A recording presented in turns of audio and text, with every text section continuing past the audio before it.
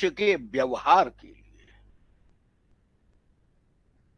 ये सभी ज्ञान विज्ञान अपनी अपनी भूमिका निभाते हैं और संस्कृति भी वही कार्य करती है। आपने बहुत अच्छा विषय दिया मुझे, भारतीय चिंतन को लोक संस्कृति से जोड़ा। लोक संस्कृति की अवधारणा और भारतीय चिंतन। सच्चाई यह है कि हम बड़ी इमारत को, बड़े किले को, बड़े महल को, उसके छत के कंगूरे को, उसकी कलात्मकता को देख लेते हैं, लेकिन जो नींव के पत्थर हैं वो हमारी नजर में नहीं आते, जबकि सारा भवन उसी नींव पर टिका हुआ होता है। इसी प्रकार से हम मेघ को वर्षा करते हुए वर्षा कर रहा है, लेकिन समुद्र में वाष्पीकरण जो हो रहा है उसको तो बहुत कम लोग ही देख पाते हैं। सामान्यतया हम मेघ को ही देखते हैं, ठीक उसी प्रकार से जैसे महल के कंगूरों को देखते हैं, महल के छत को देखते हैं, महल की मुडेर को देखते हैं। आपने जो विषय दिया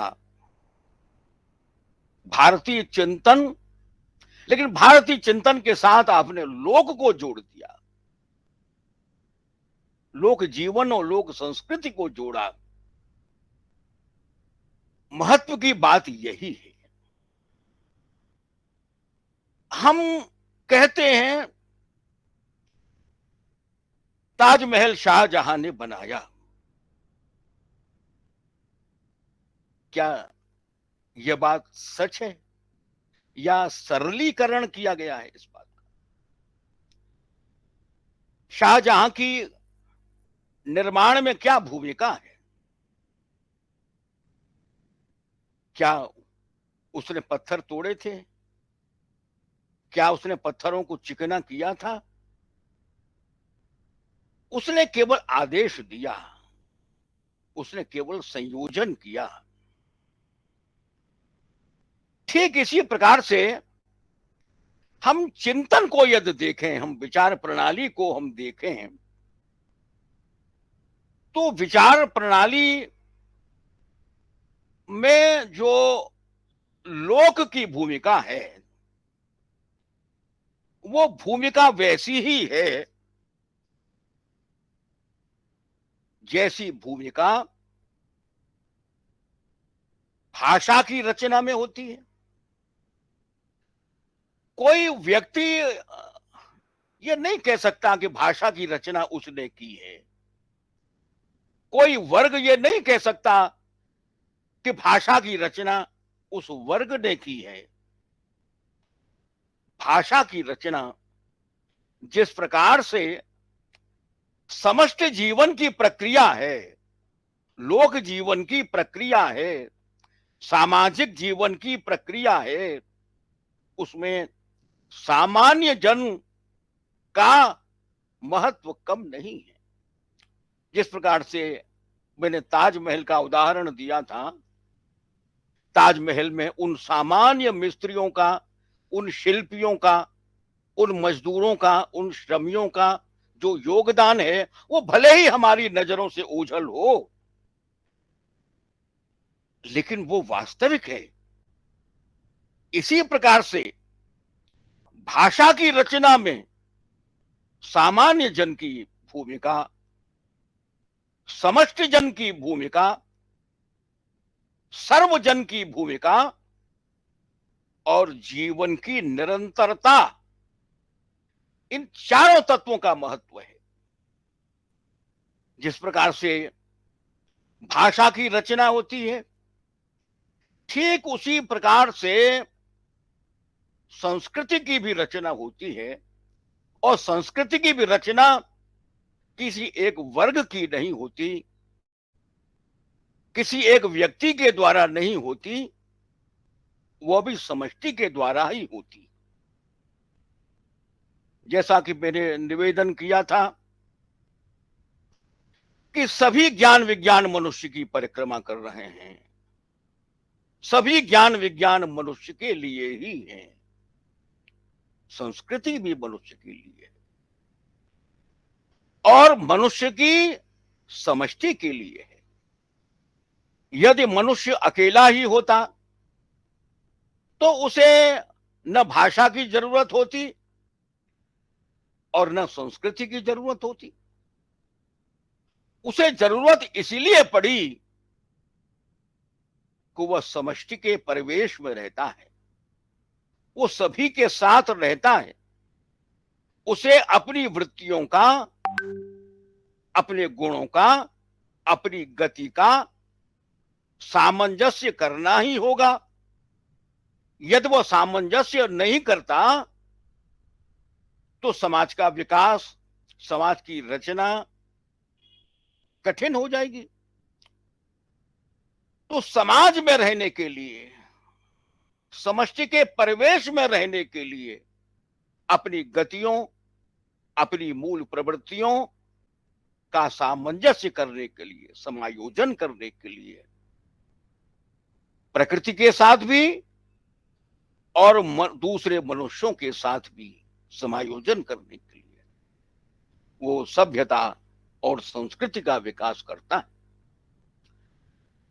मनुष्य के अध्ययन यदि हम करें तो जो दो तत्व हैं, एक देह और एक मन, जो देह संबंधी जो आवश्यकताएं हैं, देह संबंधी जो रचनाएं हैं, उन सबको हम सभ्यता के अंतर्गत अध्ययन करते हैं। वो चाहे आवास प्रणाली हो, चाहे भोजन प्रणाली हो, चाहे रक्षा प्रणाली हो, वो सारी प्रणालियां जो हैं सभ्यता के अंतर्गत आती हैं। और दूसरी जो चीज जो मनुष्य के पास है, बड़ी विलक्षण शक्ति,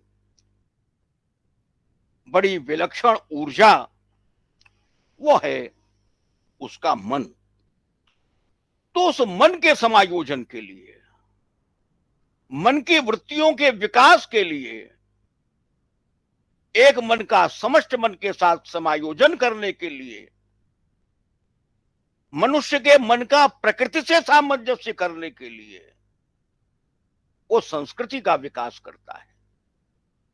अब संस्कृति के अंतर्गत जो लोक संस्कृति के अध्येता हैं, वो 5 तत्वों का अध्ययन करते हैं। आचार प्रणाली, मनुष्य और मनुष्य के बीच जो आचार व्यवहार जीवन मूल्य, और मनुष्य और प्रकृति के बीच जो संबंध है, जो आचार व्यवहार है, उसे हम आचार प्रणाली के अंतर्गत उसका अध्ययन करते हैं। दूसरी जो चीज है संस्कृति में, उसका दूसरा जो तत्व है वो है विश्वास प्रणाली।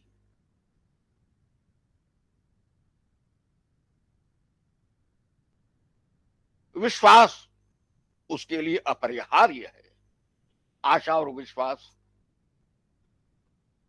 और वो विश्वास के लिए ईश्वर तक का दर्जा देता है। तुलसी कहते हैं श्रद्धा विश्वास रूपेण भवानी शंकर वंदे। तो वो जो विश्वास प्रणाली है, वो संस्कृति का दूसरा अंग है, जिसमें उसके जो लोक देवताएं हैं, उसके जो कुल देवताएं हैं, उसके जो ग्राम देवताएं हैं, उसके जो क्षेत्र देवता हैं, और उसका विकास फिर ईश्वर तक होता है। उसके बाद भी दूसरी प्रणालियां हैं विश्वास की, जैसे शकुन है, अपशकुन है, या ज्योतिष संबंधी विश्वास हैं, या भविष्य जानने की जो प्रणालियां हैं, वो सारी की सारी जो अवधारणाएं हैं, वो हम विश्वास प्रणाली के अंतर्गत उनका अध्ययन करते हैं। तो आचार प्रणाली और दूसरा तत्व है विश्वास प्रणाली। तीसरी चीज है विचार प्रणाली, जिस पर कि मैं आज आपकी सेवा में चर्चा करने के लिए उपस्थित हुआ हूं, वो विचार प्रणाली। इसको दर्शन शास्त्र भी कहते हैं, दर्शन भी कहते हैं, विचार प्रणाली भी कहते हैं, चिंतन परंपरा भी कहते हैं। तो जो विचार प्रणाली है, संसार की जितनी भी विचार प्रणालियां हैं, जितने भी दर्शन हैं, वो दो तत्वों की व्याख्या करते हैं, मनुष्य और मनुष्य का संबंध। अब इस संबंध में वो सामाजिक संबंध, आर्थिक संबंध, सांस्कृतिक संबंध, वो सारे संबंध आ जाएंगे। तो मनुष्य और मनुष्य के संबंध की व्याख्या करता है दर्शन या विचार प्रणाली। और दूसरा काम करता है कि मनुष्य और प्रकृति का जो संबंध है, मनुष्य और प्रकृति के संबंध की व्याख्या करता है। तो विचार प्रणालियां दो काम करती हैं, मनुष्य और मनुष्य के संबंध की व्याख्या करती हैं, और मनुष्य और प्रकृति के संबंध की व्याख्या करती हैं। वो जो चिंतन प्रणालियां हैं, उसमें वो अनेक प्रकार की जो अवधारणाएं हैं, उनका वो सृजन करता है। तो हम लोक संस्कृति की बात कर रहे हैं, तो लोक संस्कृति में पहला तत्व हुआ लोकाचार, आचार प्रणाली, और दूसरा तत्व हुआ विश्वास, लोक विश्वास, और तीसरा तत्व हुआ विचार प्रणाली। एक चौथा जो तत्व है, वो है सौंदर्य चेतना का, सौंदर्य बोध का। पशु तो है ही हैं, लेकिन ये मनुष्य की ही एक विशेषता है, ये प्रकृति का वरदान मनुष्य के लिए ही मिला है कि वह अपनी वृत्तियों को उदात्त बना सकता है, और वृत्तियों का, मूल वृत्तियों का उदात्तीकरण करने के लिए, उन्नयन करने के लिए वो अनेक कलाओं को जन्म देता है, अनेक कलाओं का विकास करता है। उसमें संगीत है, नृत्य है, चित्र है, मूर्ति है, शिल्प है, और दूसरी दूसरी जो चीजें हैं सौंदर्य संबंधी, जो सौंदर्य चेतना, जो मनुष्य का जो विकास है, वो असल में उसकी सौंदर्य चेतना का ही विकास है। सौंदर्य चेतना जितनी परिष्कृत होगी, मनुष्य वो उतना ही उन्नत माना जाएगा। उसमें पशुता के चिन्ह उतने ही कम होंगे। मनुष्य पशु तो है ही है, एनिमल तो है ही है। वो संस्कार की जरूरत ही इसीलिए है, संस्कृति का विकास ही इसीलिए किया जाता है। संस्कार का मान्य है, जैसे अन्न का संस्कार होता है, उसके छानते हैं, फटकते हैं, बीनते हैं। तो इसी प्रकार जो संस्कृति है, वो संस्कार की प्रक्रिया ही है कि मनुष्य में से जो पशुता है, उसको वो बीनना, बीन करके अलग करना, उसको छानना, उसको फटकना, वो वही संस्कृति है। वो संस्कार करती है मनुष्य का, उसका समायोजन करती है मनुष्य का समाज के साथ, मनुष्य का प्रकृति के साथ। तो चौथा जो तत्व हुआ वो सौंदर्य चेतना है, और पांचवा तत्व है वो अभिव्यक्ति प्रणाली है, जिसमें भाषा और भाषा के साथ दूसरे जो प्रतीक इत्यादि हैं, वो सभी हम अभिव्यक्ति प्रणाली के अंतर्गत जो है उनको हम लेते हैं। अब यहां जो मुख्य बात है, वो मुख्य बात आती है लोक की। तो यूं तो लोक की जो अवधारणाएं हैं, वो भारत में तो बहुत पहले से ही है। पतंजलि ने है, और उससे पहले पाणिनि ने भी, और उससे पहले भी हमें लोक के संबंध की जो परिभाषाएं हैं, लोक की जो अवधारणाएं हैं, वो हमको मिलती हैं। पतंजलि तो कहता लोकतः प्रमाणम लोक विज्ञानाच सिद्धम अभ्यंतरोहम लोके न तो हम लोकः। ये सारी परिभाषाएं लोक की ही परिभाषा है। गीता इत्यादि में यस्मान नो दुजते लोको लोकान नो दुजते च यः। अब वहां लोक संग्रह वाली बात है, तो असल में लोक की जो अध्ययन की जो परंपरा है, लोक पर ध्यान की जो परंपरा है, वो तो बहुत पुरानी है। ये बात दूसरी है कि एक अनुशासन के रूप में उसका विकास यूरोप में हुआ।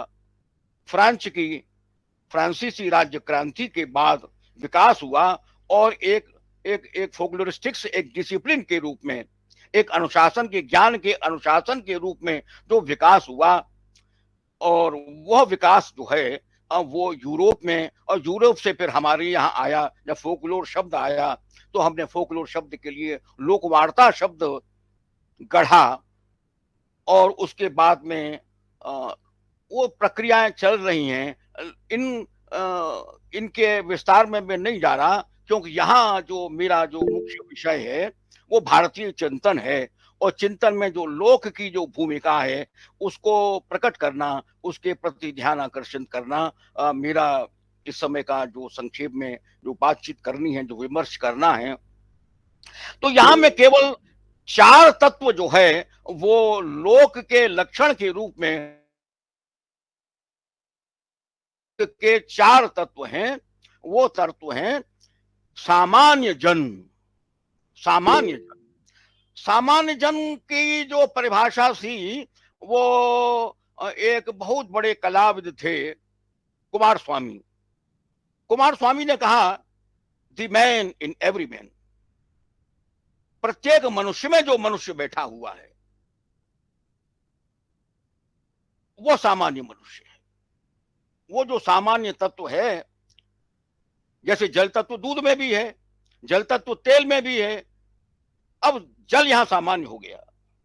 तो इसी प्रकार से वे वृत्तियां, वे लक्षण मनुष्य के जो सभी मनुष्य में, the man in every man, तो वो जो सामान्य तत्व है, बहुव्यापको सामान्य, ये पाणिनि का सूत्र है।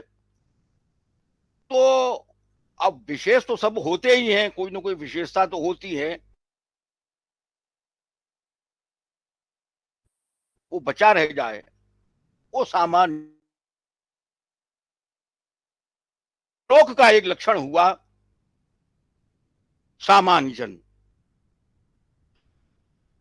अच्छा, केवल सामान्य जन होना ही पर्याप्त नहीं है, उसके लिए दूसरी जो आवश्यकता है वो है समष्टि का होना। क्योंकि असल में जीवन जो है वो व्यक्ति जी तो रहा है, एकांत में भी जी रहा है, अकेला भी जी रहा है, हम कह सकते हैं, लेकिन समष्टि के बिना वो जिंदा नहीं रह सकता। उसका जो परिवेश है वो समष्टि है। समष्टि से ही उसे भोजन मिलता है, समष्टि से ही उसे आच्छादन मिलता है, समष्टि से ही उसे शेल्टर मिलती है, और समष्टि से ही उसके भय का निवारण होता है, समष्टि से ही उसे रक्षा मिलती है। और समष्टि के लिए वो समाज बनाता है, जाति बनाता है, राष्ट्र बनाता है, विश्व की प्रणाली बनाता है, वो समष्टि के लिए बनाता है। तो समष्टि जन पहला पहला लक्षण है उसका, सामान्य जन। लोक का पहला लक्षण सामान्य जन। दूसरा उसका लक्षण है समष्टि जन, समष्टि का होना, अकेली सोच नहीं, समष्टि जन की सोच।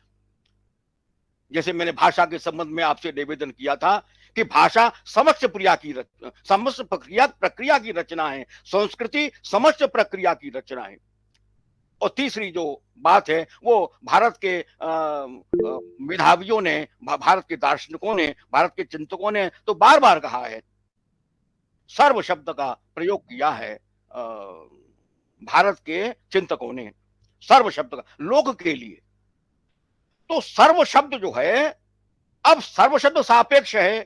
कहीं हम यहाँ 50 आदमी बैठे हुए हैं तो 50 सर्व हैं, लेकिन आगे चले जाएंगे, नीचे चले जाएंगे तो 1000 आदमी है, वो सर्व है। जहां राष्ट्र है वहां राष्ट्र सर्व है, जहां विश्व है वहां विश्व सर्व है। तो विश्व जो है, तो सर्व शब्द इस प्रकार से व्यापक होता चला जाएगा देश काल के अनुसार। चौथी जो चीज है, जो जो भी लोक के लक्षण के लिए आवश्यक है, वो है जीवन की निरंतरता। चिंतक भी चिंतन करता है तो वो अपने को किसी प्रस्थान से जोड़ता है, वो परंपरा है उसकी, वो निरंतरता है चिंतन की। अब ये जो निरंतरता है, ये हम लोकाचार में भी देखेंगे, ये हम लोक विश्वास में भी देखेंगे, ये हम लोक की विचार प्रणाली में भी देखेंगे। तो ये निरंतरता जो है वो एक व्यापक तत्व है, और ये चारों तत्व मिलकर के लोक बनते हैं। तो ये जो सर्वजन है, इसकी जो जीवन प्रणाली है, जिसमें आचार विचार विश्वास सौंदर्य बोध और अभिव्यक्त प्रणालियां आती हैं, तो सामान्य जन की विचार जीवन प्रणालियां, सर्वजन की विचार प्रणालियां, समष्टि जीवन की जीवन प्रणालियां। तो ये जो जीवन प्रणाली की पूरी पूरी जो जीवन प्रणाली है, वो संस्कृति है, वो लोक संस्कृति है सामान्य जन की। अब ये एक अलग बात है कि जो समाज का जो विकास होता है या समष्टि का जो विकास होता है, अब वो कबीले से हुआ, और एक कबीला दूसरे कबीले से मिला, और दूसरे कबीले के जो जो आचार विचार विश्वास सौंदर्य बोध इत्यादि हैं, वो दूसरे कबीले में समाविष्ट हुए, एसिमिलेशन हुआ उनका, उनकी अंतर्भुक्ति हुई। इस प्रकार से जैसे जैसे जैसे जैसे समाज बड़ा होता चला जाता है, वैसे संस्कृति का भी विकास होता है। तो वो जो सामान्य तत्व है, वो सामान्य तत्व भी विकसित होता है, और वो लोक संस्कृति का रूप धारण करता है। वैसे यदि हम अध्ययन करेंगे अलग से वर्गों का या जाति के आधार पर, आनुवंशिकता के आधार पर, देश काल के आधार पर, तो हम ये कहेंगे कि भाई ये नाग संस्कृति है, ये देव संस्कृति है, ये असुर संस्कृति है, ये राक्षस संस्कृति है, ये उसका वर्गीकरण हो जाएगा। लेकिन हम तो लोक संस्कृति की बात कर रहे हैं। उसमें वर्ग में जाने में या जाति में जाने में या आनुवंशिकता में जाने में तो काफी गहराई है। गंधर्व संस्कृति है, गंधर्व लोगों की संस्कृति है, अब पाश्चात्य संस्कृति है, प्राच्य संस्कृति है। तो ये भेद, ये वर्गीकरण, ये एक लंबा विषय है। वो वर्ग संस्कृति है, अपसंस्कृति है, संस्कृति है, लोकप्रिय संस्कृति है। तो ये थोड़ा सा विषय जरा विस्तार हो जाएगा। तो यहाँ केवल मैं चिंतन की ओर जो है आपका ध्यान आकर्षित करना चाहता हूँ। तो जो चिंतन माने जो विचार प्रणाली है, विचार प्रणाली जो है उसको जो है वो हम चिंतन के रूप में देख रहे हैं। अब यहां मैं आचार्य वासुदेव शरण अग्रवाल को उद्धृत करना चाहता हूं, क्योंकि अपनी बात जो है वो मैं संक्षेप में ही कहना चाह रहा हूं। आचार्य वासुदेव शरण अग्रवाल ने यह कहा कि भारतवर्ष में 3 सांस्कृतिक क्रांति हुई है, और तीनों सांस्कृतिक क्रांतियों में जो लोक की भूमिका है वो ध्यान देने योग्य है। मैं आपका ध्यान आकर्षित करना चाहता हूं। मैंने शुरुआत में ही ये निवेदन किया था कि मेघ को बरसते हुए हम सब लोग देखते हैं, गांव गांव में गली गली में देखते हैं, सब छोटा भी देखता है, बड़ा भी देखता है, बच्चा भी देखता है, उसके लिए नर नारी सभी देखते हैं, बादल को बरसते हुए देखते हैं। अच्छा, लेकिन समुद्र से बादल बनते हुए कितने लोग देखते हैं? अब ये बात यहां ध्यान रखने की है कि जैसे भाषा के संबंध में मैंने आपसे निवेदन किया था कि भाषा के संबंध में जो लोक की भूमिका है, सारा तद्भवीकरण की समस्त प्रक्रिया कहां होती है? लोक जीवन में होती है। तो बाकी दूसरे दूसरे जो लोक वार्ताविद हैं, उन्होंने तो कहा कि शब्द की रचना लोक में ही होती है। ये जो विद्वान लोग जो बैठ करके वो तकनीकी शब्दावली आयोग बना देते हैं ना, वो पारिभाषिक शब्दावली बना देते हैं, वो बना तो दिए उन्होंने, वहां एक पूरा का पूरा डिपार्टमेंट बैठा और उसने जो है वो सांस्कृतिक शब्दावली का निर्माण किया, औद्योगिक शब्दावली का सरकार के दिल्ली के दफ्तरों में बैठ करके किया। अच्छा, लेकिन वे जो शब्द थे वो उस किताब से बाहर नहीं निकले, क्योंकि उसमें लोक की भूमिका थी ही नहीं। अब यह ध्यान में रखने की बात है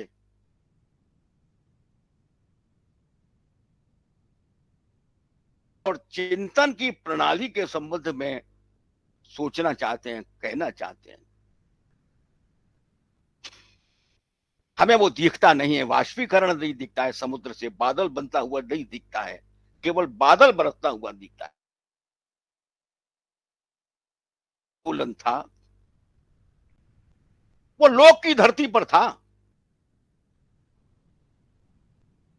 सारा जो चिंतन होता है, चिंतन होता ही तब है जब लोक जीवन किसी कष्ट में होता है, जब किसी पीड़ा में ही जन्म होता है काव्य का, पीड़ा में ही जन्म होता है विचार का। तो ये जो पीड़ा है, ये पीड़ा व्यक्ति की नहीं होती। शंकराचार्य ने शंकराचार्य ने शंकराचार्य ने यदि चिंतन किया, बुद्ध ने यदि चिंतन किया, महावीर वर्धमान ने यदि चिंतन किया, वेद व्यास ने यदि चिंतन किया, वाल्मीकि ने यदि चिंतन किया, तो वो अपनी पीड़ा से नहीं किया था। वो लोक जीवन की पीड़ा होती है, दूसरे की पीड़ा होती है। वाल्मीकि का जो शोक श्लोकत्वमागत मानसात प्रतिष्ठात्मगम शाश्वती समाह, वो जो पीड़ा थी वो वाल्मीकि की अपनी पीड़ा नहीं थी। तो लोक जीवन जब किसी समष्ट पीड़ा से ग्रस्त होता है, चिंतन का जन्म तभी होता है। नया चिंतन, नया दर्शन, नई विचार प्रणाली तभी जन्म लेती है। अब यह अलग बात है कि उसके आगे चल करके स्कूल बन जाते हैं, उसका एक घेरा बन जाता है, उसका एक पंथ बन जाता है, उसके धर्माधिपति बन जाते हैं, उस चिंतन के आचार्य लोग जो है वो अपने अपने। लोक जीवन में ऐसा कुछ नहीं है। ये जो लकीरें हैं, ये लकीरें तो स्कूल हैं, माने संस्थाएं हैं। उन उन दर्शनों का, उन विचार विचार प्रणालियों का आगे चल करके जो संस्थागत रूप बना दिया जाता है, वो संस्थागत रूप है। हम कह देते हैं कि ये ईसाई दर्शन है, ये जो है मोहम्मदन दर्शन है, ये सूफी दर्शन है। असल में ये बात की चीज है। मुख्य बात लोक की पीड़ा है, और लोक की पीड़ा के साथ लोक की उस चिंतन में भूमिका भी है। ये जो तीनों सांस्कृतिक क्रांतियों की बात जो वासुशरण अग्रवाल जी ने कही, और पोद्दार अभिनंदन ग्रंथ जिसके वो प्रधान में किस प्रकार से अपनी इस बात को उन्होंने विस्तार दिया, तो उन्होंने महाभारत में वेदव्यास की क्रांति को क्रांति बतलाया, जब वैदिक संस्कृति और निषाद संस्कृति का अंतर्भुक्ति हुई, एसिमिलेशन हुआ। अब निषाद संस्कृति लोक संस्कृति है, लोक संस्कृति मिल रही है, लोक और शास्त्र मिल रहे हैं।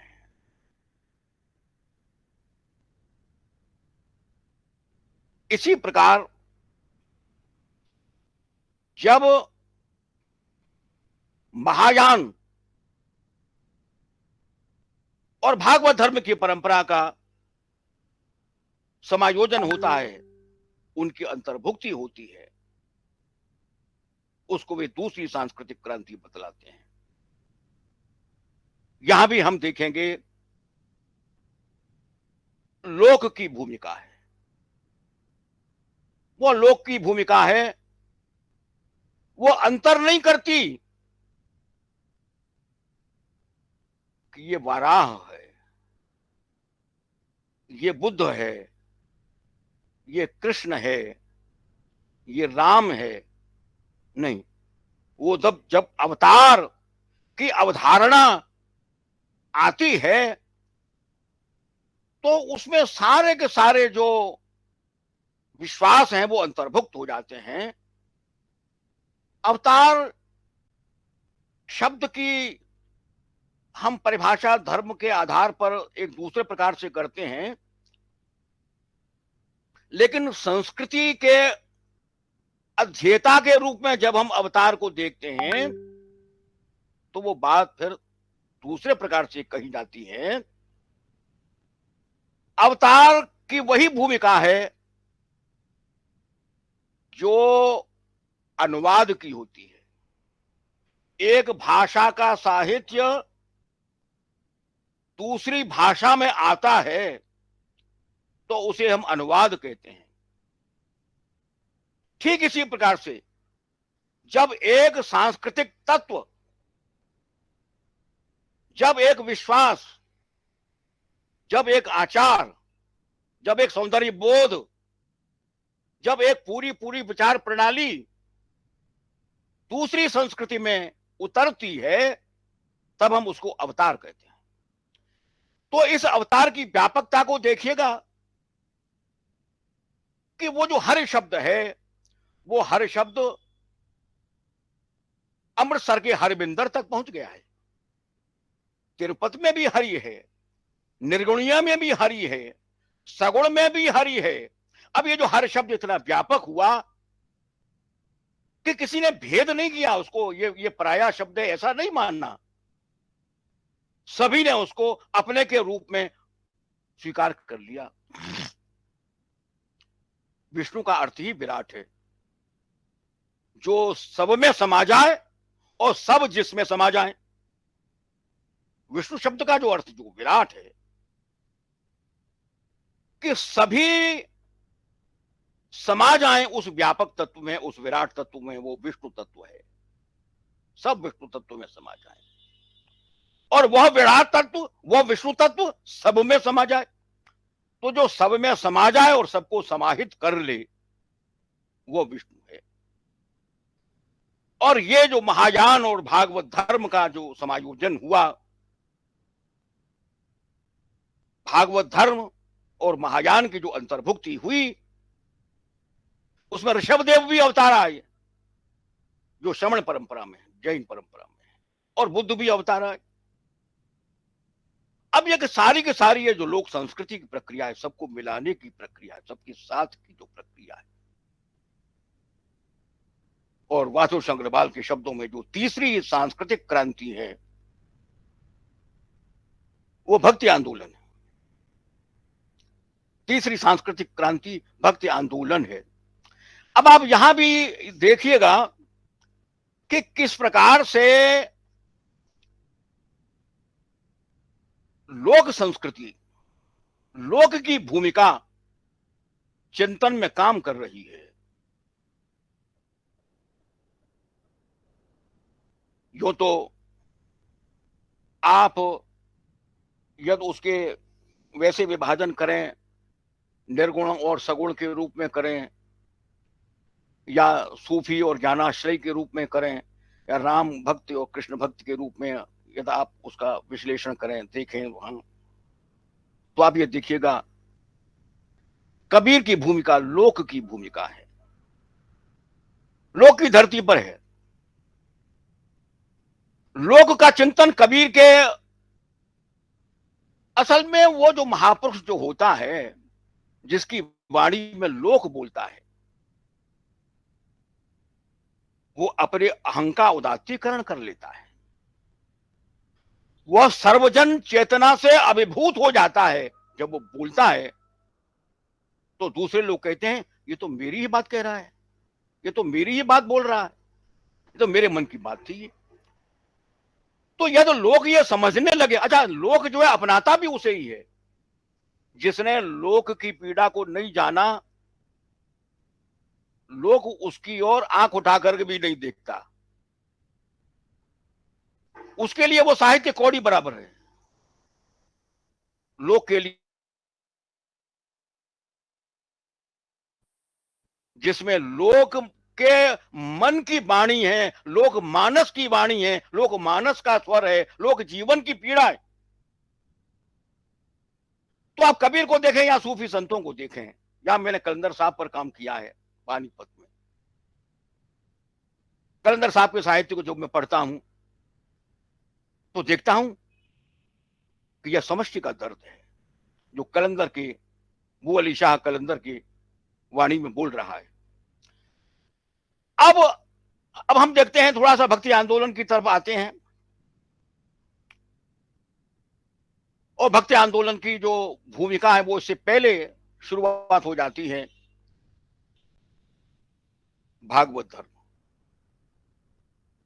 अब भागवत आप देखेंगे तो भागवत वेद से लोक की ओर चलने वाली गति है। उसकी जो दिशा है वो कहां जा रही है, वो वेद से आ रही है। देखिए, मैंने निरंतरता की बात करी थी ना, निरंतरता की बात, तो निरंतरता वहां है क्योंकि उसने वेद को माना, वेद के सूत्र से वो चला, लेकिन कहां चला, लोक की ओर चला। सारा का सारा जो भागवत आंदोलन है, भागवत ग्रंथ बाद में है और भागवत आंदोलन पहले है। आप ये देखिएगा कि वहां वेद स्तुति अध्याय है, वेद स्तुति कर रहा है। वहां वेद की ऋचा कौन सी है, तो दसवें स्कंद में आप देखिएगा, वहां जो गोपियां हैं वो वेद की ऋचाएं हैं।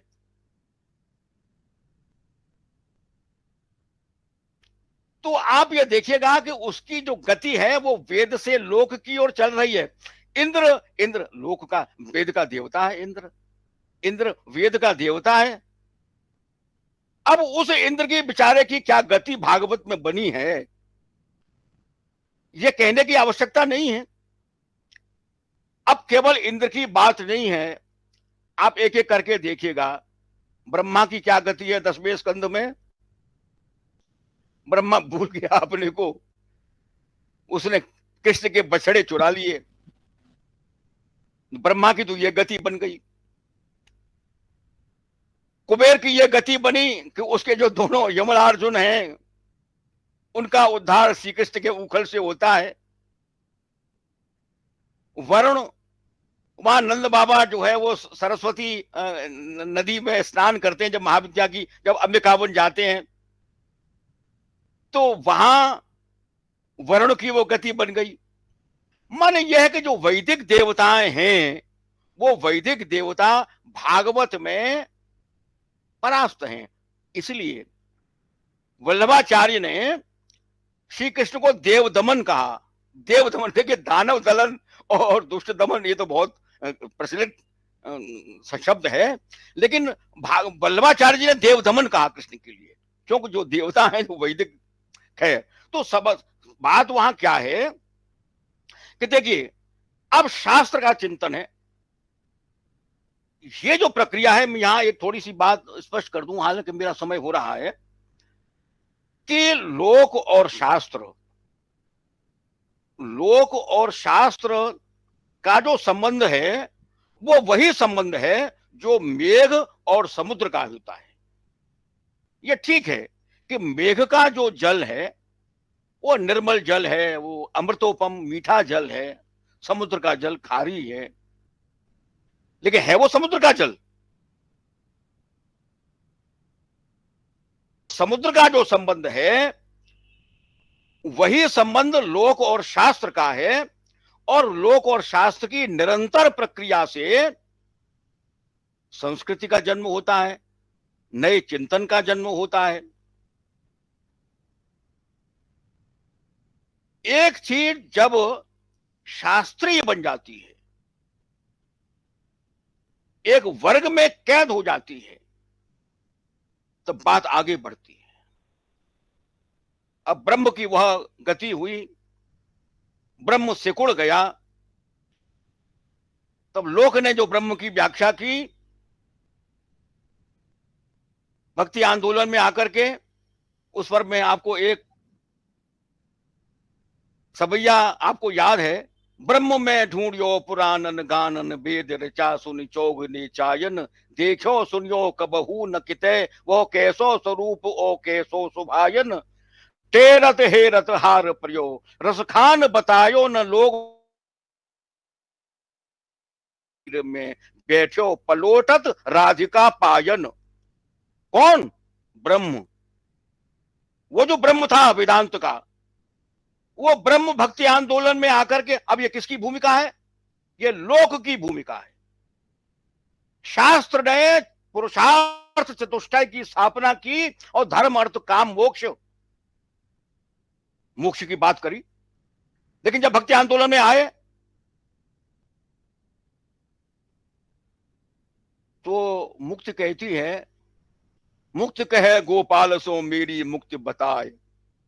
अरे मैं तो सबको मुक्त कर दूंगी, पर मेरी मुक्ति कैसे होगी? तो गोपाल कहते हैं, ब्रज रज ओढ़े मस्तक पर है, मुक्ति मुक्त हो जाए। मैंने शॉर्ट में ही ये बात कही है, लेकिन आपके लिए भक्ति आंदोलन के स्वर में, भक्त साहित्य में आपको जगह जगह ये मिलेगा कि हम वहां प्रेम की इच्छा उठती है। तो इस प्रकार से समय अधिक हो चुका है, मैं इन्हीं के साथ प्रणाम करूं।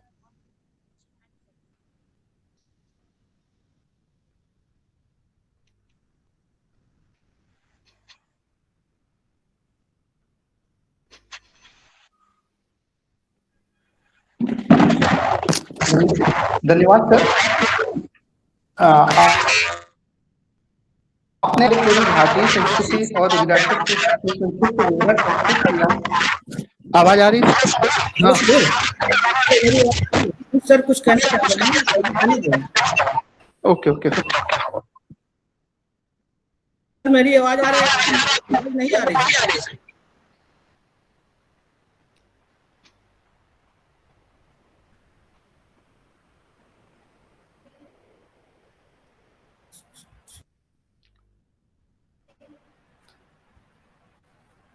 सर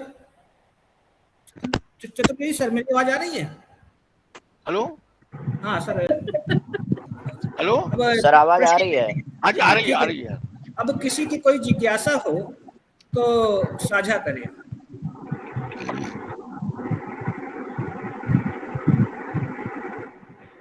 किसी पार्टिसिपेंट को कोई अगर जानकारी लेनी हो या जिज्ञासा रखनी हो तो वह अपनी बात रखे। अगर नहीं तो फिर कार्यक्रम सुधीर आगे बढ़ाइए। हाँ सर, आगे बढ़ाइए। Okay okay. हेलो। जैसा कि आपको विदित है कि हमारे साथ सर जुड़ चुके हैं। हाँ, कार्यक्रम की अध्यक्षीय संबोधन हेतु। Yes yes. सर, मैं महात्मा गांधी के विश्वविद्यालय मोतिहारी से रिसर्च कर रहा हूँ और मेरा काम डॉक्टर वासुदेव अग्रवाल पर है। सर मुझे पूछना था। हेलो। जी जी। हाँ हाँ जी सर, मुझे पूछना था कि 1940-42 के करीब में सर जो जनपदीय आंदोलन चला था जो लोक से संबंधित था, उस पे राहुल सांकृत्यायन और वासुदेव अग्रवाल और हजारी प्रसाद द्विवेदी, ये तीनों महान रचनाकार काम कर रहे थे सर। तो इनकी दृष्टि सर एक दूसरे से सर कैसे मिलती है सर लोग पे? इन तो सर मुझे इसी से तीनों की सर दृष्टि क्या थी सर लोग? आपका प्रश्न ये है कि जनपद आंदोलन में आचार्य वासुदेव शरण अग्रवाल, राहुल सांकृत्यायन, हजारी प्रसाद द्विवेदी, इन लोगों की दृष्टि का मूल बिंदु क्या है? यही बात है ना? जी जी। अच्छा जी। देखिए, ऐसा है कि ये जो जनपद आंदोलन का जो चिंतन था, इस चिंतन के मूल में दो विभूतियां हैं, और वे दो विभूतियां हैं, एक तो स्वयं महात्मा गांधी हैं और दूसरे हैं रविंद्रनाथ ठाकुर। रविंद्रनाथ ठाकुर शांति निकेतन में देशज चिंतन को महत्व दे रहे थे, देशज चिंतन का विकास कर रहे थे, देशज संस्कृति का विकास कर रहे थे। उनका ध्यान देशज की ओर था। ठीक इसी प्रकार से महात्मा गांधी लोकतंत्र का स्वर उठा रहे थे। तो लोकतंत्र में भाषा का लोकतंत्र, संस्कृति का लोकतंत्र, दर्शन का लोकतंत्र, तो उनका ध्यान था। और इसीलिए उन्होंने देवेंद्र सत्यार्थी के लिए लोकगीतों को संकलित करने के लिए पूरे भारतवर्ष में भेजा था। और उन्होंने स्वयं धरती गाती है पुस्तक की भूमिका उन्होंने लिखी थी, महात्मा गांधी ने। और स्वयं पंजाब की एक सभा में देवेंद्र सत्यार्थी को उससे सबसे पहले मंच पर आने के लिए कहा था। तो उसी से प्रेरित होकर के 1936 के विशाल भारत में संपादक थे पंडित बनारसी दास चतुर्वेदी, और उन्होंने विकेंद्रीकरण नाम से इस प्रश्न को उठाया था। उस प्रश्न के जवाब में राहुल सांकृत्यायन ने एक निबंध लिखा था, मातृभाषाओं का प्रश्न।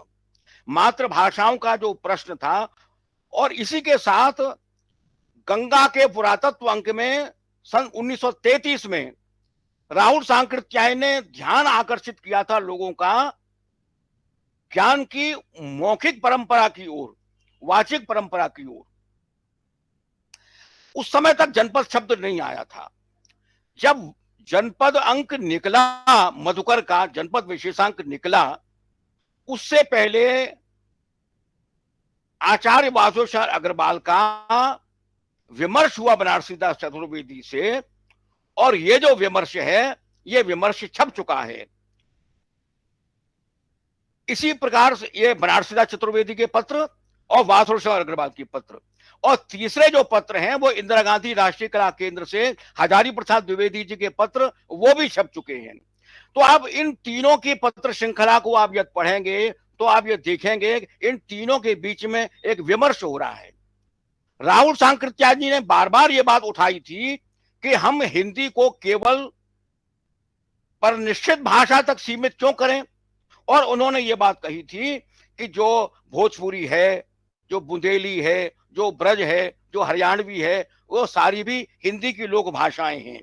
और जो आप जो नागरिक प्रचारणी सभा वाले जो एक बृहद हिंदी साहित्य के इतिहास की जो परियोजना लेकर के आए थे, और उसमें उन्होंने जब ये बात कही थी तो 16वां जो भाग था जिसमें सारी जो लोक भाषाएं हैं उनके साहित्य का इतिहास दिया गया है, वो राहुल सांकृत्यायन के आवाज की, उनकी टेर की वजह से दिया गया था। ब्रज साहित्य मंडल का 1952 में जो हाथरस अधिवेशन हुआ था, उसमें आचार्य वासुदेव अग्रवाल मौजूद थे, राहुल सांकृत्यायन मौजूद थे, देवेंद्र सत्यार्थी मौजूद थे, राम नरेश त्रिपाठी जी वहां मौजूद थे, और राजेंद्र बाबू उस समय आए हुए थे। राजेंद्र बाबू की अध्यक्षता में जनपदीय परिषद नाम की संस्था की स्थापना हुई थी, और वह जनपदीय परिषद जिसके आचार्य नरेंद्र वो अध्यक्ष बने थे, और उन दोनों वो काशी विश्वविद्यालय के वो कुलपति थे, और कुलपति का जो निवास था, कुलपति का जो कार्यालय था, वही जनपदीय परिषद का कार्यालय। उसके संपादक वासुदेव अग्रवाल भी थे, हजारी प्रसाद द्विवेदी थे, पूरी एक संपादक मंडल था। तो जनपदीय परिषद के मंच पर वो तीनों एक थे, आचार्य नरेंद्र देव सहित। तो ये बात दूसरी है कि उन्होंने लोक भाषा के माध्यम से एक बात कहनी चाहिए थी। आचार्य वासुदेव अग्रवाल ने जनपद शब्द दिया था, और महाभारत में जो जनपदों की जो सूची दी गई है उसके आधार पर उन्होंने जनपदों की पहचान की थी, और उन्होंने ये कहा था कि भारतवर्ष को केवल हम दिल्ली से नहीं पहचान सकते, भारतवर्ष की पहचान के लिए हमको जनपदों को, बघेल जनपद को, अंगिका को, बज्जिका को,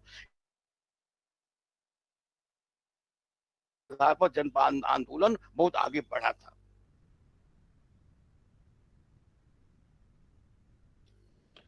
उम्मीद है मनीष जी आपको समुचित उत्तर आपका प्राप्त हो गया होगा।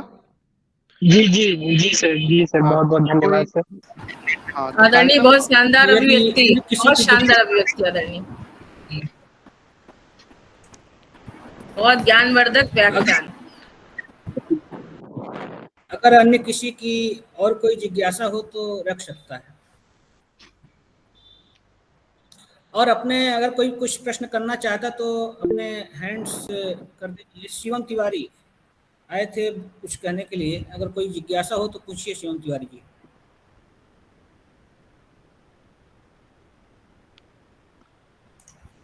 शिवम जी, आवाज आ रही है आप तक?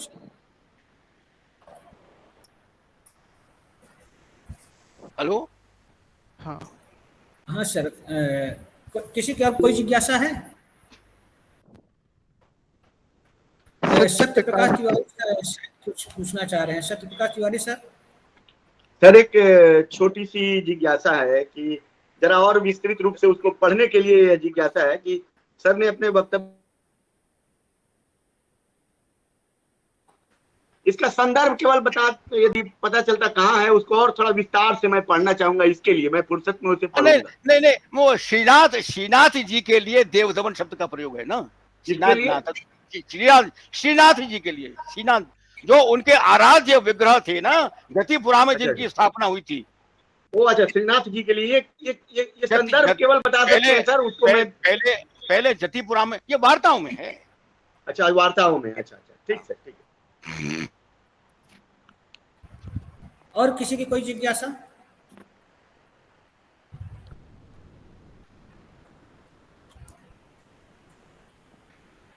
हेलो, और किसी कोई जिज्ञासा है? ठीक है सुधीर जी। दीक्षित सर जुड़े हुए हैं या नहीं? तो इसके बाद वो उनका मोबाइल स्विच ऑफ हो गया है, वो आज गांव गए हुए हैं। ओ, कुछ तकनीकी समस्याएं हैं उनके साथ, वो जुड़ने की कोशिश कर रहे थे लेकिन कुछ दिक्कतें उनके साथ लगातार जुड़ी थी। अब देखते हैं जुड़ पा रहे हैं कि नहीं। अगर कोई किसी की और कोई जिज्ञासा हो तो रखें। और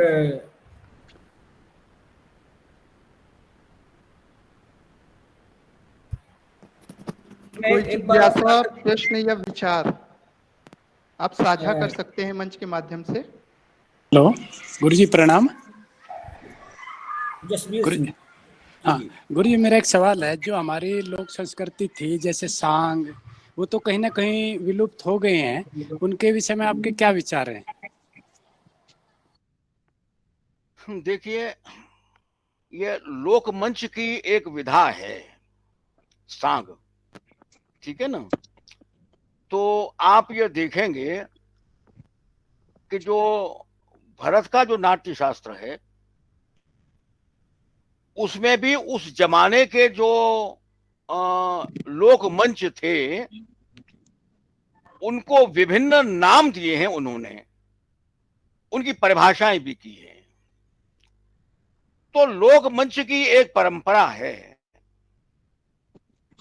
स्वांग भी उसका एक रूप है, कठपुतली भी उसका एक रूप है।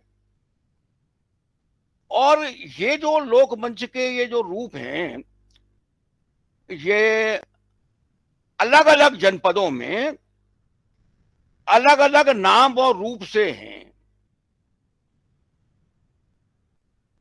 और इतना ही नहीं है, जो आदिवासी जो जनजातियां हैं, उनके अपने मंच हैं, उनके व्यापक मंच हैं। अब जो राजस्थान में जो गवरी है, गवरी, अब ये गवरी भीलों से जुड़ी हुई है। ये मंच जो है भीलों से जुड़ा हुआ है।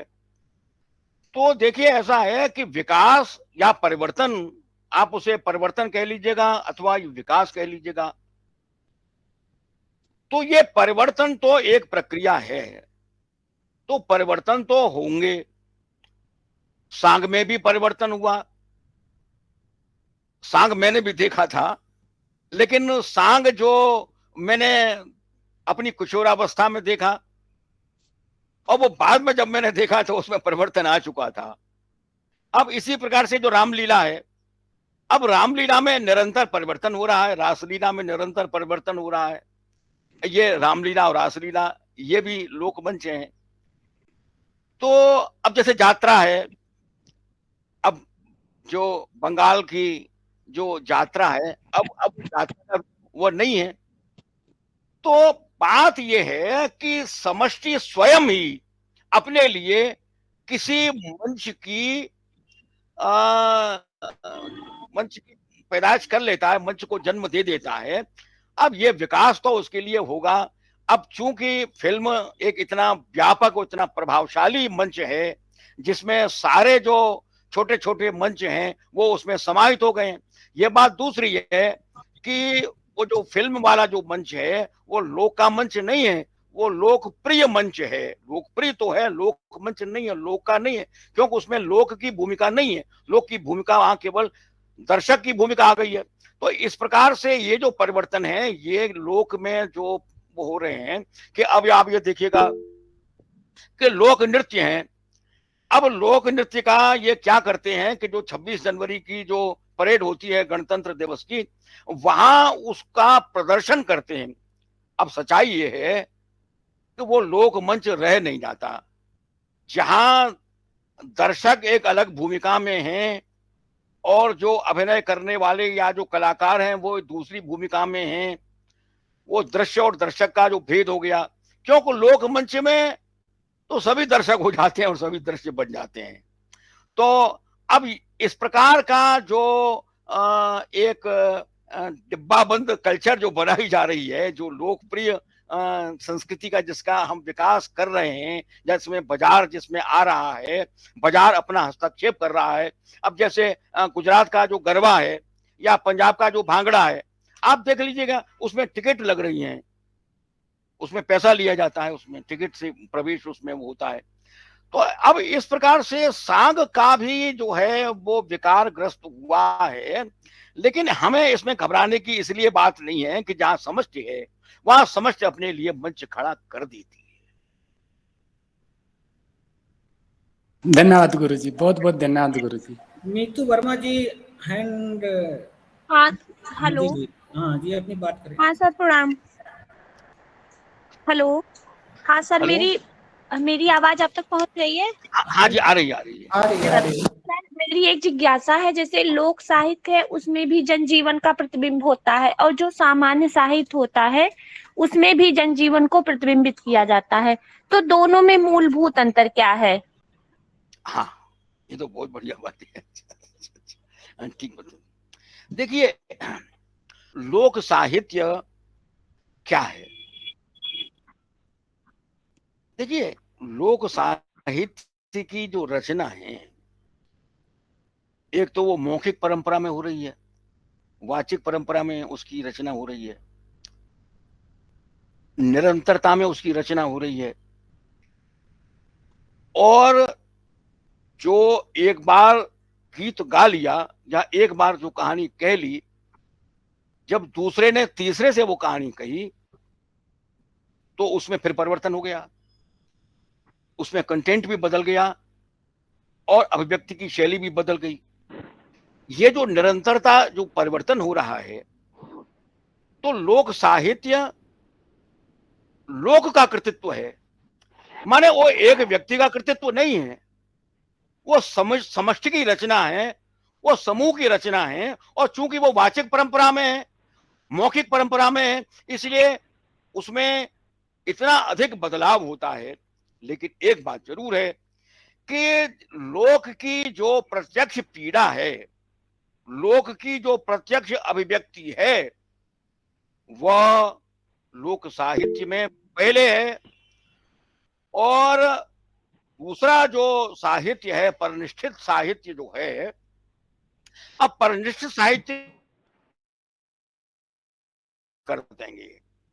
एक वर्ग वह है जिसमें जो उसका रचनाकार है वो सर्वजन चेतना से अभिभूत है, जैसे तुलसी है, जैसे कबीर है, जैसे सूरदास हैं।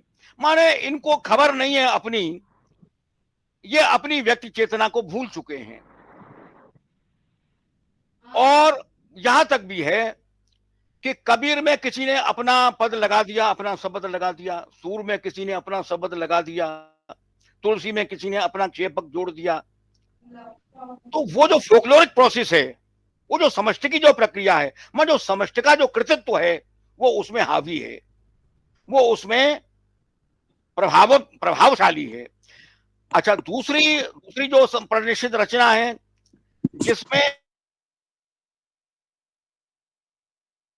और कल्पना के आधार पर वो रचना कर रहा है लोक जीवन की पीड़ा के संबंध में, तो ये बात इसलिए अंतर करेगी कि जैसे प्रेमचंद की यह कहानी है, तो प्रेमचंद का लोक जीवन से कैसा जुड़ाव है, वो लोक जीवन में रहता है कि नहीं रहता है, प्रेमचंद लोक जीवन में है।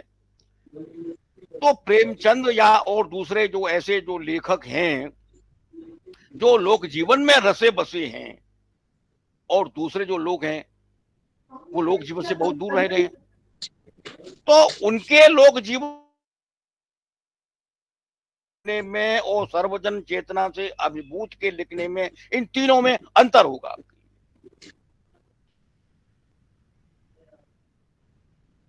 आकांक्षा अग्निहोत्री जी ने अपना हाथ ऊपर किया है, अगर कोई जिज्ञासा हो तो रखिए। बहुत बहुत धन्यवाद।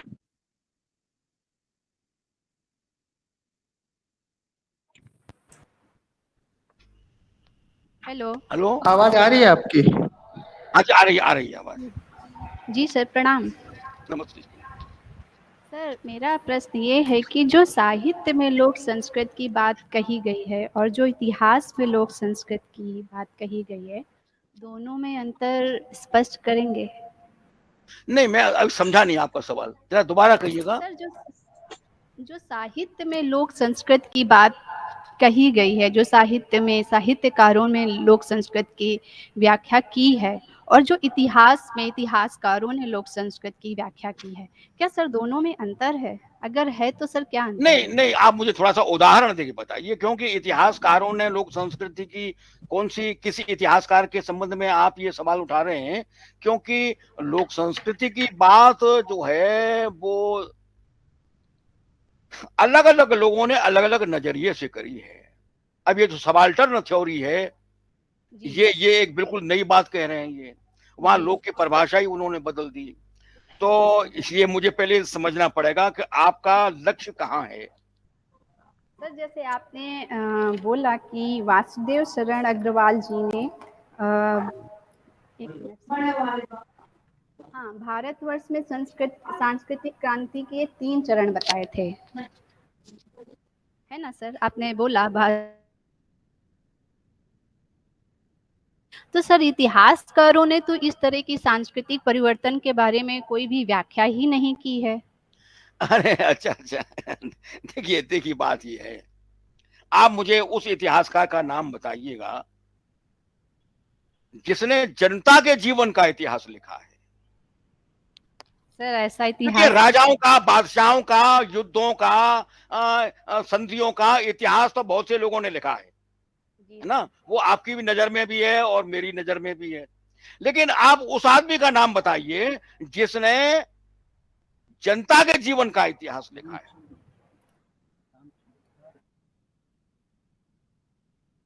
औरंगजेब गुहार।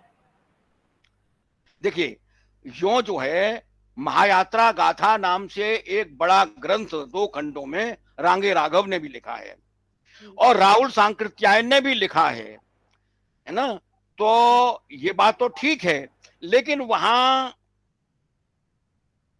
लोक संस्कृति उनकी दृष्टि में माने वो उनका अभिप्राय नहीं है, वहां उनका अभिप्राय उनका लोक संस्कृति से नहीं है वहां उनका। देखिए, वहां वो द्वंद्वात्मक विकास दिखा रहे हैं, वो समाज के द्वंद्वात्मक विकास को दिखा रहे हैं वो। अब यही बात हम रांगे राघव में भी देख रहे हैं, राहुल जी में भी देख रहे हैं, और गुहा जी का आपने नाम लिया, तो वहां द्वंद्वात्मक विकास देख रहे हैं, वो समाज का द्वंद्व देख रहे हैं। वहां द्वंद्व जो है जीवन का एक सत्य है, इसमें कोई संदेह नहीं है। निश्चित ही जीवन में द्वंद्व होता है, कल भी होता था, आज भी हो रहा है और आगे भी होगा। समायोजन का सत्य, द्वंद्व के बाद समायोजन होता है, और जहां संस्कृति की रचना की बात वही शुरू हो जाती है। जैसे बुद्ध की बात है, अब बुद्ध समायोजन के लिए कह रहे हैं, वो जो मैत्री, करुणा, मुदिता और उपेक्षा की बात कर रहे हैं। यहाँ जो महावीर वर्धमान जो दशलक्षण की बात कर रहे हैं, वहां वो समायोजन की बात कर रहे हैं। तो लोक संस्कृति की बात वहां शुरू होती है जहां प्रकृति के साथ मनुष्य का समायोजन, मनुष्य का मनुष्य के साथ समायोजन जब वहां शुरू होता है, वहां लोक संस्कृति की बात शुरू होती है वहां। तो लोक संस्कृति को लेकर के इतिहास में लोक के इतिहास को ढूंढा तो बहुत से लोगों ने है और उसको आधार बनाया है। जैसे एक मोटी सी बात है, सिंधु घाटी की सभ्यता। अब उसके संबंध में कहा जाता था कि ये मोहन जोदड़ो, मुर्दों का टीला। तो मुर्दों का टीला है, ये मुर्दों का टीला है भाई। तो जिस पुरातात्विक के मन में ये बात आई कि ये मुर्दों का टीला क्यों है, उसने उसकी खुदाई करी, उसमें सिंधु घाटी की सभ्यता निकली। तो जो अनुश्रुतियां हैं, जो किंवदंतियां हैं, वो लोक में प्रचलित हैं और उनको आधार बना करके पुरातात्विक स्तर पर और इतिहास के स्तर पर भी काम हुआ है। क्योंकि हजारी प्रसाद द्विवेदी ने तो ये बात कही है कि आप पुरातत्व के उन ठीकरों को उतना महत्व देते हैं, पत्थरों को इतना महत्व देते हैं, तो शब्दार्थ की जो जीवित परंपरा चली चली आ रही है, आप उसको महत्व क्यों नहीं देते? अच्छा, और ये दूसरे देशों में ऐसा हुआ है कि लोक गाथाओं को आधार बना करके इतिहास लिखे गए हैं।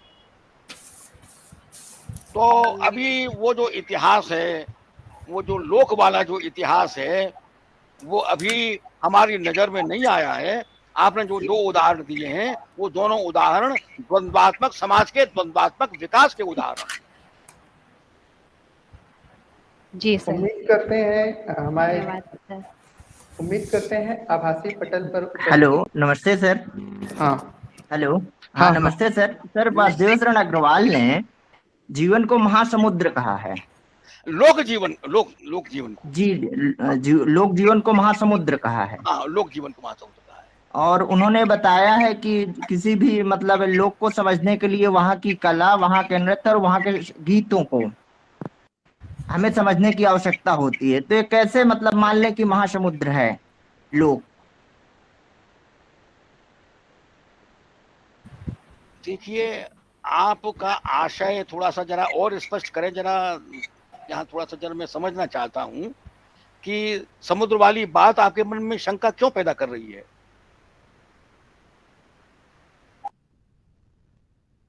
आप जरा बताइए मुझे।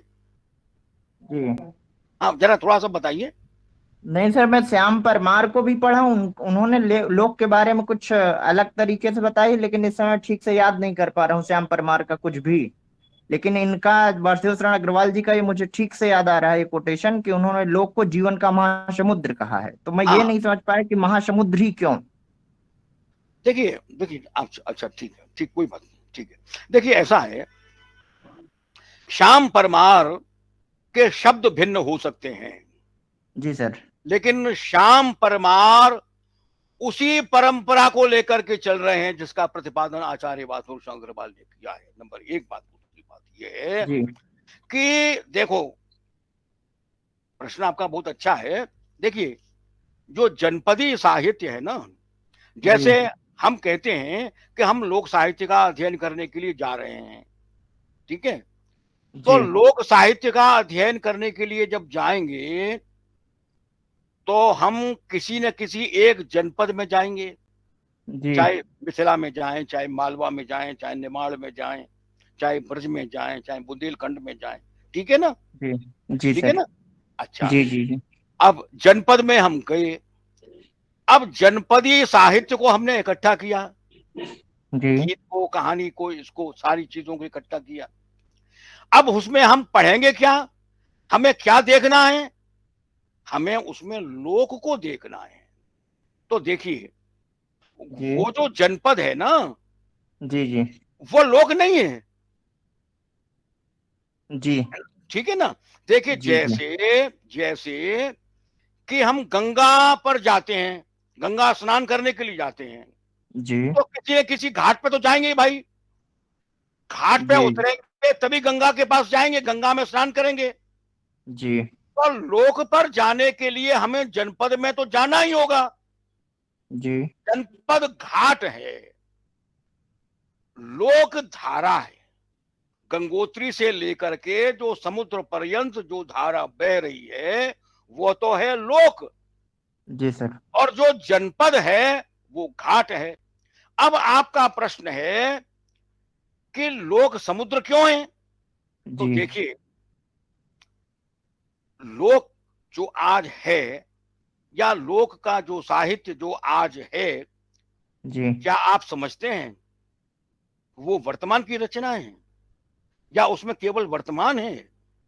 देखिए, तो लोक जीवन, उसमें भूत भविष्य और वर्तमान तीनों काल समाहित हैं उसमें। वो इसीलिए समुद्र है कि उसमें तीनों काल समाहित हैं। और तो बात छोड़िए, मैं आपके मन की बात कर रहा हूं। आपका जो मन है,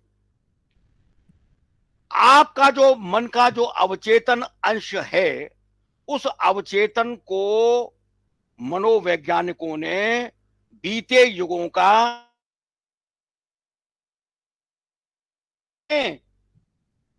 बीता युग कहां चला गया? वे जो युग आए और युग चले गए, वो युग कहां चले गए? वो कहीं नहीं गए। वो स्मृति बनकर आपके और मेरे अवचेतन में समा गई। और वो जो जी अवचेतन है, वो जो महासमुद्र है जी जिसमें युग समाये हुए हैं, तो जब वो महासागर की बात करते हैं, जब वो समुद्र की बात करते हैं, तो आप ये देखिएगा कि ये जो लोक साहित्य है, ये 2 4 10 20 25 50 100 1000 लाख आदमियों का साहित्य नहीं है। इसमें कोटि कोटि लोगों का समावेश है, और इसमें भूतकाल भी समावेश है, इसमें वर्तमान का भी समावेश है, इसमें आगे का भी समावेश है। जैसा कि मैंने विश्वास की बात कही थी, विश्वास ये नहीं कह सकते हम किस विश्वास ने कौन से सन में जन्म लिया, किस आचार व्यवहार ने कौन से सन में जन्म लिया, नहीं, निरंतरता है। तो इसलिए मैंने जब लोक की बात करी थी तो निरंतरता की भी बात करी थी। जी सर। जी ये मैं आशा करता हूं कि हमारे आभासी पटल पर उपस्थित सभी सभी श्रोतागण जिनके मन में कोई भी जिज्ञासा थी उसका समुचित समाधान हुआ है। मैं कार्यक्रम को आगे बढ़ाते हुए डॉक्टर योगेश जी को आमंत्रित करता हूं कि वह सृजन श्रीन्यास के उद्देश्यों का संक्षिप्त विवरण प्रस्तुत करें।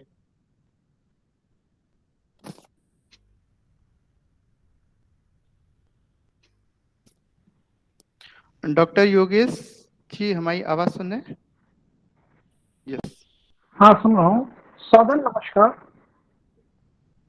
पूरी दुनिया को सत्य, अहिंसा और मानवता का पाठ पढ़ाने एवं स्वाधीनता की अलग जगाने वाले महानायक राष्ट्रपिता महात्मा गांधी एवं दूसरे परम स्वाभिमानी एवं सादगीपूर्ण जीवन जीने के धनी जय जवान जय किसान का नारा देने वाले श्री लाल बहादुर शास्त्री जी की जयंती के शुभ अवसर पर सभी सृजन श्रीन्यास एवं आलोचन दृष्टि परिवार की ओर से इस आशीष जैसा कि आप सभी को विदित है कि सृजन श्रीन्यास श्री सुशील कुमार तिवारी जी द्वारा माता पिता की स्मृति में स्थापित न्यास है। इस न्यास के अंतर्गत भारतीय चिंतन एवं साहित्य का संपोषण, संवर्धन, परंपरागत एवं समकालीन विचार विमर्श की विविध पक्षों पर विचार विनिमय करना इसके उद्देश्यों में निहित है। उद्देश्यों में लोक भाषा, लोक संस्कृति, लोक साहित्य, लोक कला, लोक संगीत, साहित्य, दर्शन आदि को केंद्र में रखते हुए उन पर विचार विमर्श के उद्देश्यों से समय समय पर गोष्ठियां, व्याख्यान आदि का आयोजन करते रहना पहचान। इसके अतिरिक्त सृजन श्रीन्यास की ओर से एक शोध पत्रिका आलोचन दृष्टि का भी प्रकाशन निरंतर हो रहा है। सृजन श्री न्यास का मूल समकालीन चिंतन के क्षेत्र में समस्त वैचारिक उपादानों को समाज के केंद्र में लाना है, क्योंकि जैसे जैसे समय आगे बढ़ता है हमारा अतीत हमसे पीछे छूटते चला जाता है और अतीत को लेकर ऐसी बातें सामने आती हैं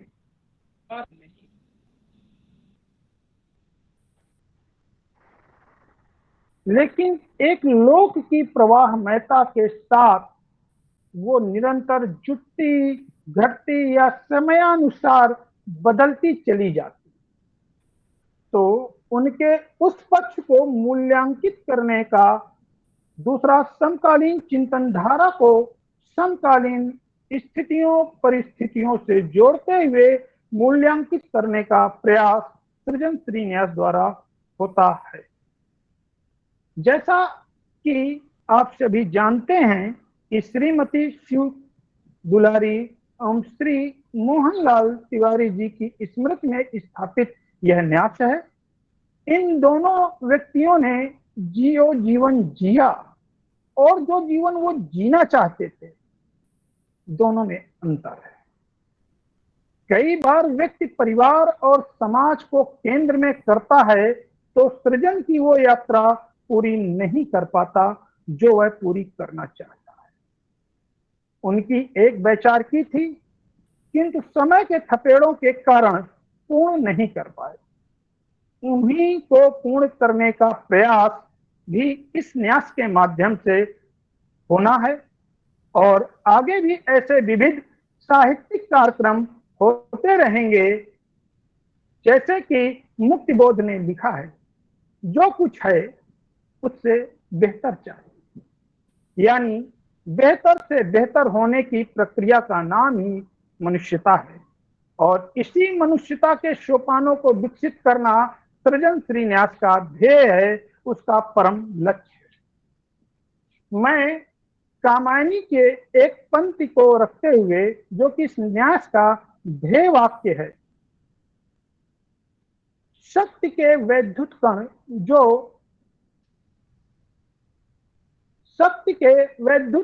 जो व्यस्त विकल बिखरे हैं हो निरुपाय, समन्वय उसका करे समस्त, विजयनी मानवता हो जाए। इस विजयनी मानवता को पूरे सामाजिक परिप्रेक्ष्य में स्थापित करने का प्रयास सृजन श्री न्यास का है। धन्यवाद।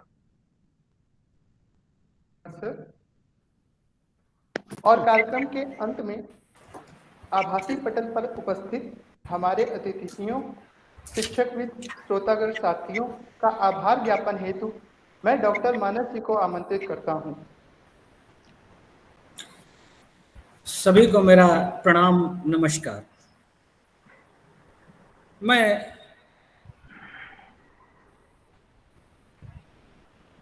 सबसे पहले क्षमा मांगना चाहता हूं कि दीक्षित सर अचानक उनको किसी इमरजेंसी में गांव जाना पड़ा और गांव में नेटवर्क नहीं मिल रहे उनको, और फिर उनका मोबाइल भी स्विच ऑफ हो गया।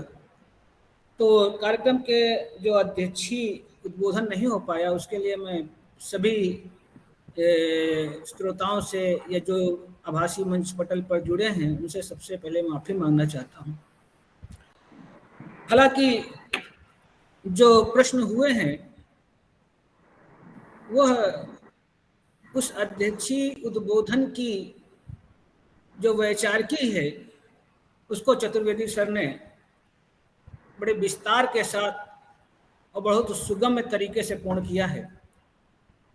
मैं डॉक्टर राजेंद्र चतुर्वेदी जी सर का बहुत बहुत आभार प्रकट करता हूँ। जैसा कि कार्यक्रम के मंगलाचरण से लेकर संचालन तक जुड़े हुए सभी सदस्य, श्रीमती आकांक्षा अग्निहोत्री जी, संस्था के अध्यक्ष श्री अनूप मिश्र जी, डॉक्टर योगेश कुमार तिवारी जी, डॉक्टर सुधीर कुमार तिवारी जी, मंच पर जुड़े हुए और अभी भी 53 लोग जुड़े हुए हैं। ये बड़ी सफलता है कि ये उनका स्नेह है और आशीर्वाद भी कि अभी भी अंतिम चरण में, जबकि समय 5 मिनट अधिक हो गए हैं, तब भी अभी इतनी संख्या बनी हुई है। मैं सभी को आभार ज्ञापित करता हूँ। Aarti Pandey ji, Akhil Mishra ji, Arvind Kumar Ojha ji, Anju ji, Bhavna Shukla madam, doctor Pramod Shankar Pandey sir, Neetu Verma ji, doctor Shakti Dwivedi ji, doctor Nisha Sharma sir, P Shukla sir, doctor Pranu Shukla sir madam, Yogesh Chasniya sir, professor Suman Jain madam भी इसमें जुड़ी रही हैं, मैं उन्हें भी धन्यवाद ज्ञापित करता हूँ। संध्या मिश्रा जी, सत्यप्रकाश तिवारी जी, सुनील मिश्र जी, सुनील पांडे जी, विमल कुमार, डॉक्टर सत्यम द्विवेदी सर, अखिल Mishra, Anand ji, professor Ramamurthy Tripathi ji, doctor Rishi Kumar Mani Tripathi ji, doctor सच्चिदानंद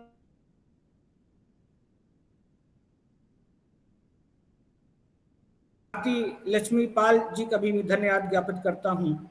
देवांग पारेख जी हैं। इस तरह जब भी जितने लोग भी आभासी मंच पर जुड़े, मैं सबको धन्यवाद ज्ञापित करना चाहता हूँ। जैसा कि सभी से स्पष्ट है, लोग इतनी व्यापक व्याख्या है कि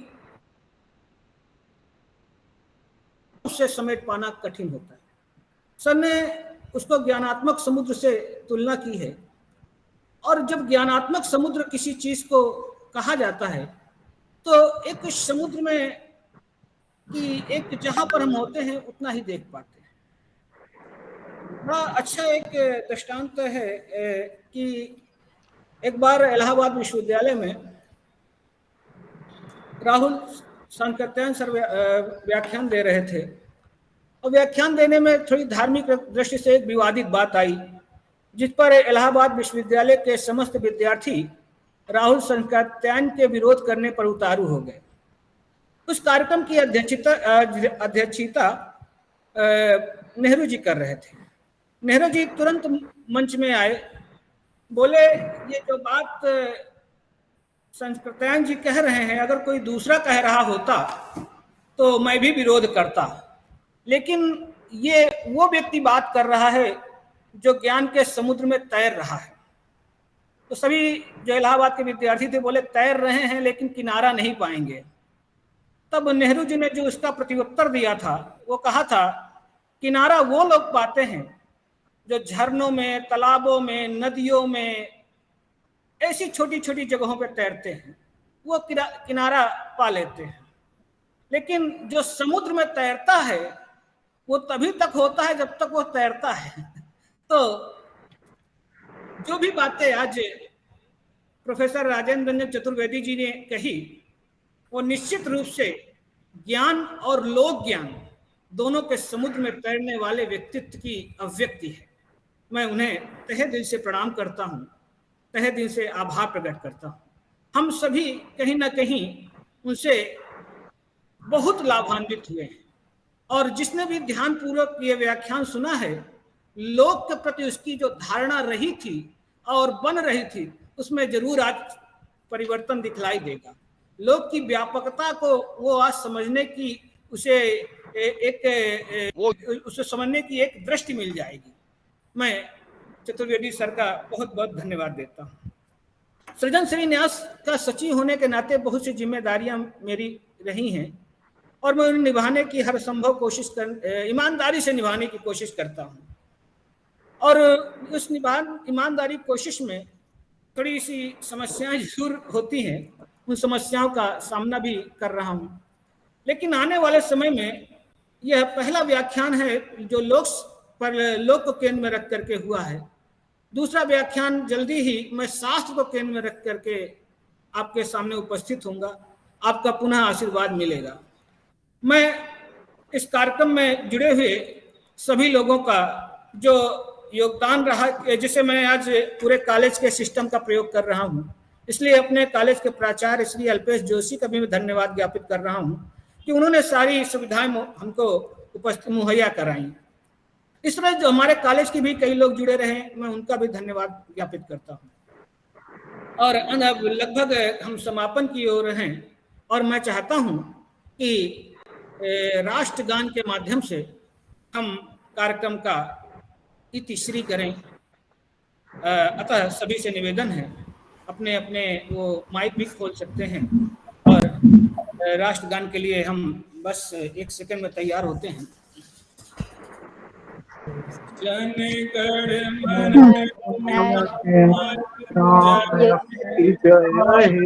भाग्य विधाता पंजाब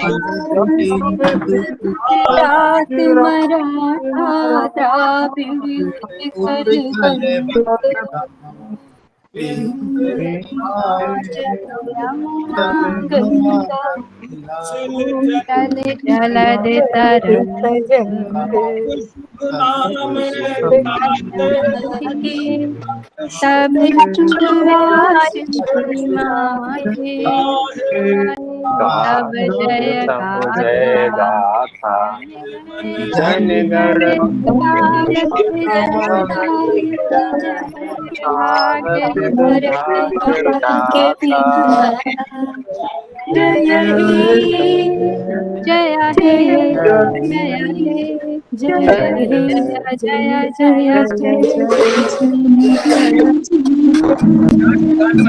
हमें सुनाई दिया है, ये देश के कई राज्यों में जुड़ा हुआ रहा। तो सभी को मेरा पुनः प्रणाम, नमस्कार। फिर मिलेंगे अगले कार्यक्रम में।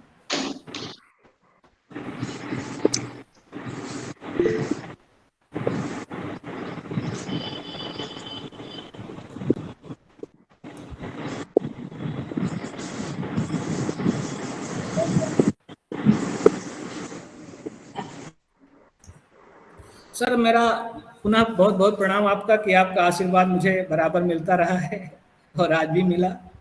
और मैं बहुत अनुग्रहित हूँ आपसे, और आगे भी मैं आपको इस कार्यक्रम में जोड़ूंगा। ये तो आभासी मंच था, आगे अगर ईश्वर की कृपा हुई तो जरूर बिंदकी में जो सोहन लाल द्विवेदी की जन्मस्थली है वहाँ भी हम मिलेंगे और वहाँ पर भी थोड़ा कुछ और बेहतर कराना है, क्योंकि अब वो भूमि कमर्शियल होती जा रही है, बिंदकी से साहित्य जैसे गायब होता जा रहा है। तो वो भी मुझे कुछ प्रयास रहेंगे कि बिंदकी में कुछ ऐसा हो कि लगे कि ये सोहन लाल द्विवेदी जैसे राष्ट्रीय कवि की जन्मभूमि है। तो वहाँ भी मैं आपका आशीर्वाद प्राप्त करूँगा। आपको पुनः बहुत बहुत प्रणाम। और हम अब यहाँ से कार्यक्रम की घोषणा की समाप्ति करते हैं। जो लोग भी जुड़े हैं वो अब मतलब बाहर हो सकते हैं, म्यूट छोड़ सकते हैं।